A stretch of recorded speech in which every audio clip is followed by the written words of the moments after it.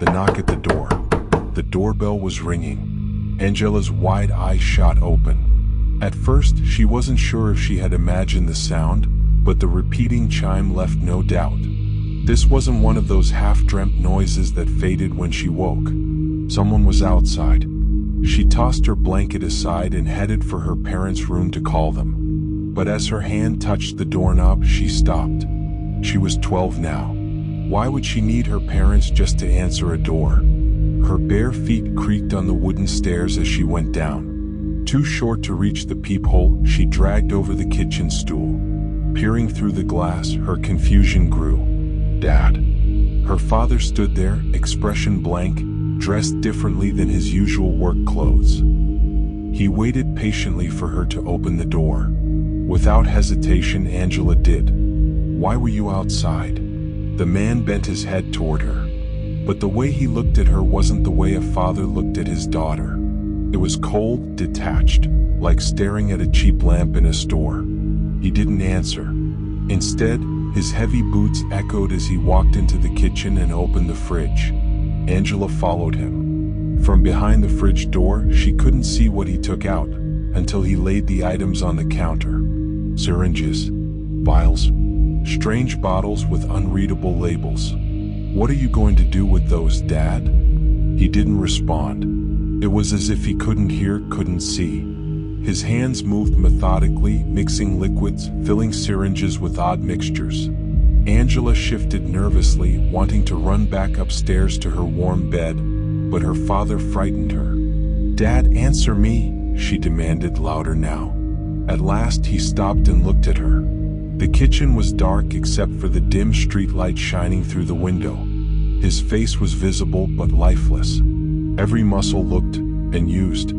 Angela expected him to scold her, to say, "Don't talk to me like that, young lady," but he didn't. His expression didn't change. Then he smiled, but only with his lips. His eyes were still empty, like they belonged to someone else. When he stepped toward her, Angela instinctively backed away. Kneeling down on one knee, he reached out and touched her cheek. Not a loving caress, but a curious press, as if trying to understand what she was. "It's all right. Daddy will take care of everything." Take care of what? No answer. His hand stayed fixed on her cheek like it was stuck there. "Daddy will handle it, Angela." "Okay." She didn't understand. But her mother always told her that some things only made sense when you grew older. Maybe this was one of those things. She nodded. "Good girl, good girl." Finally, his hand dropped suddenly, unnaturally, like his arm had gone dead. He stood up, clumsy, as if walking wasn't natural to him. He placed the syringes into a black plastic bag. At the door, he looked back. Angela never opened the door to strangers. Do you understand? Strangers like who, Dad? Strangers. Never let them in. Only Daddy. Okay. Okay, Dad. He gripped the doorknob. "Dad, are you leaving again?" "I'll be back. Don't forget, never open the door to strangers." He slammed the door and walked out. Through the peephole, Angela watched him stagger down the path. Not drunk. His legs were stiff, his knees never bent, like he didn't know how to walk. She watched until his silhouette vanished into the dark. Shivering, she hurried upstairs to the bathroom. The tiles were so cold she couldn't feel her feet. Her father's warning echoed in her head. Never open the door to strangers. She washed her hands, squinting under the harsh yellow bathroom light. Just as she finished, a voice behind her made her jump. "Angela? Why aren't you in bed?" She spun around, heart racing. A figure stood in the doorway. She rubbed her eyes, thinking she was imagining things. But the shape was clear. Pajamas, familiar hair, that face. It couldn't be. It shouldn't be. Her father stood there, staring at her in confusion. "Are you okay, sweetheart?" When Alice was 14, her family moved into an old village house. She told her mother, "There's something strange here." But no one listened. On the top floor, there was a locked and dusty room. Her father called it the storage. But every night at 3:33, Alice heard whispers coming from inside.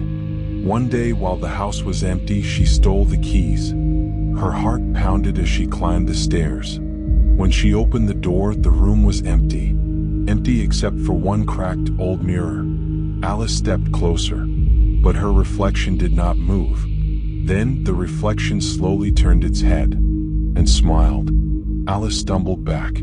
Suddenly, from behind her, a whisper came in her own voice. "Will you let me out of the mirror?" She looked again. The reflection was gone. Alice fainted.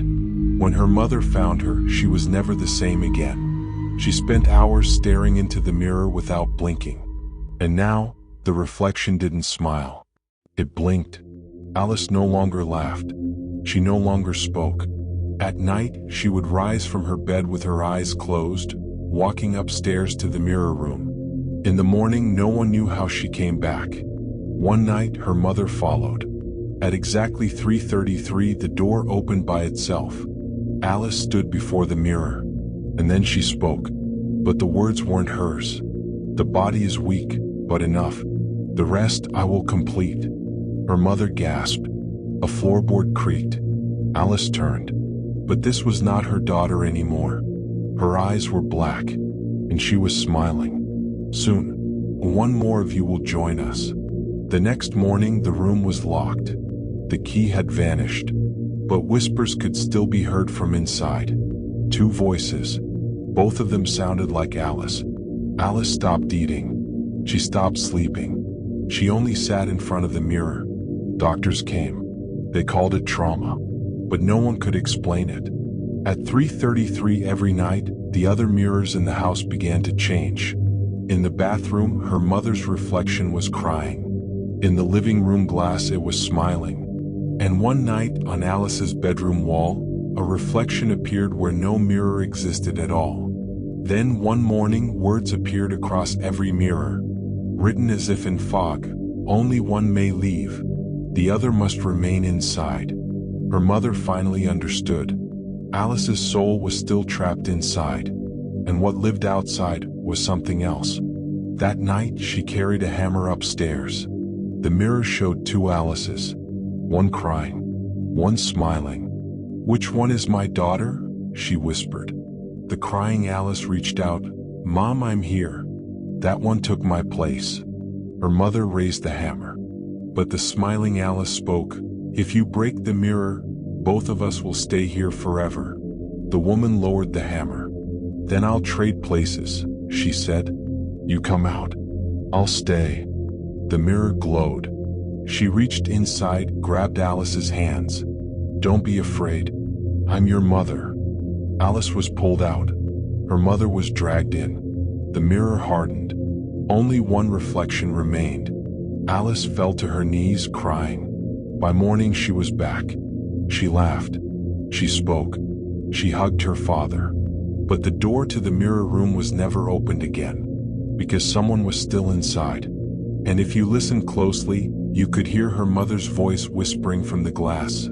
"Only one may leave. The other must remain inside." My wife Anna had a gift. She could draw. Art was her life.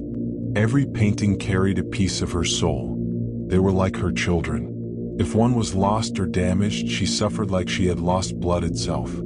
We had been married for 5 years, but I never shared her passion. She tried to teach me many times. But talent is a gift. My interest always faded. Still, Anna never gave up. She wanted everyone to love painting as much as she did. She taught children at a private school and even gave free lessons to talented kids. That was what I loved most about her. Her heart was just as beautiful as her art. Our marriage was happy, peaceful, until last week. It began on a normal morning, 7 a.m. We kissed goodbye before work just like every day. But when I came home at 4:30, Anna was already inside.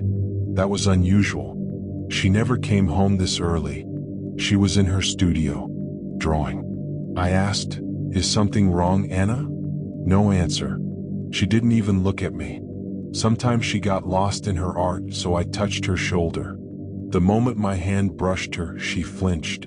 Then, she stood up, tossed her pencil aside, and rushed out of the room without a word. I turned to the canvas. It was our street, seen from a window. A car and a truck about to collide. A man standing by the car holding his head. Another in front of the truck, arms raised in anger. In the corner, the old dead oak tree in front of our house. But then, something else. Something wrong. Next to the tree stood a black figure. A hooded silhouette. Its entire body was nothing but darkness. Only two white ovals for eyes. Anna never drew things like that. Never. I called her name again and again. Silence. Finally, I found her in our bedroom, lying on the bed, still in her work clothes, back turned to me, pretending to sleep. I left her alone. But that night at 8:23, I heard a loud crash outside. I ran to the window. A car. A truck. Two men shouting at each other. The exact scene Anna had drawn. The only difference, the shadow figure wasn't there. I backed away from the glass. My heart froze. What if it was waiting for me to look? What if it had been waiting all along? The next morning, Anna was still at her desk, drawing. Her eyes were bloodshot. Her hand moved as if she hadn't stopped all night. I looked at the paper.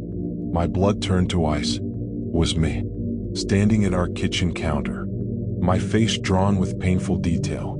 And behind me, in the reflection of the window, the black figure again. Watching. Always watching. I left the house in fear. Told myself I'd confront her later. Maybe she needed help. Maybe she was sick. That evening, I found an envelope at the door. No sender. Just my name. Inside was a single paper. 3 words written in bold. The last painting is complete. I ran upstairs. On her desk lay the finished canvas. My body sprawled on the bedroom floor. Blood pooling beneath me. Anna standing over me holding a kitchen knife. Her smile stretched wide. Too wide. And behind us both, the figure. Bigger now. Clear. Grinning with an empty, jagged mouth. I staggered back. My keys were gone. The house seemed to close in on me. I had to leave. I had to. But when I entered the bedroom, the wardrobe creaked open. Anna leapt out, knife in hand, eyes wild, smile inhuman. I barely dodged the first strike. The blade cut deep into my arm. We struggled. Her strength was unnatural. Through her laughter, I saw tears streaming down her face. She whispered, "Help me." For a moment, I thought it was truly her, my wife. Then she slipped. Her head cracked against the dresser. Silence. Blood trickled from her hair. I dropped the knife. I begged her to wake up, but she didn't move. Later, the hospital told me she was in a coma. And just this morning, they told me she was gone. Anna was dead. I cried until there were no tears left. Grief, guilt, relief, all tangled together. But 15 minutes ago, there was a knock at my hotel door. No one there. Only a flat package. I opened it and dropped it in horror. Inside was a painting. Her last painting. Still wet with blood.